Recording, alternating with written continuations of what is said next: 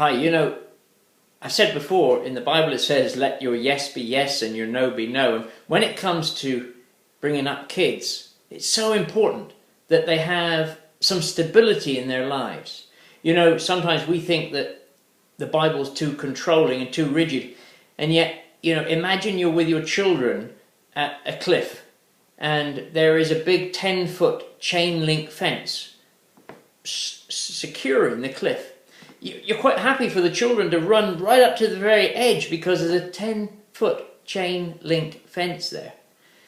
And so you don't mind the fact that they can play happily. They can run right up to the edge. They are safe. And yet if the fence wasn't there, then you would be anxious about what your children were doing. You'd be anxious about how close they could go. In fact, you'd keep them well away and they would be very much restricted. I can remember when our son was young and he would come to us asking questions. Daddy, I want to do this, I need to do this, and I need the answer now.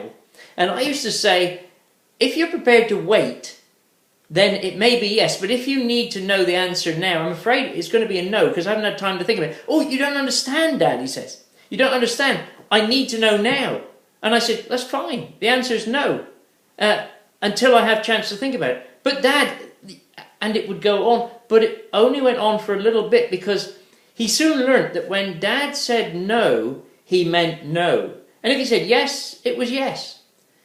And that gives children such security.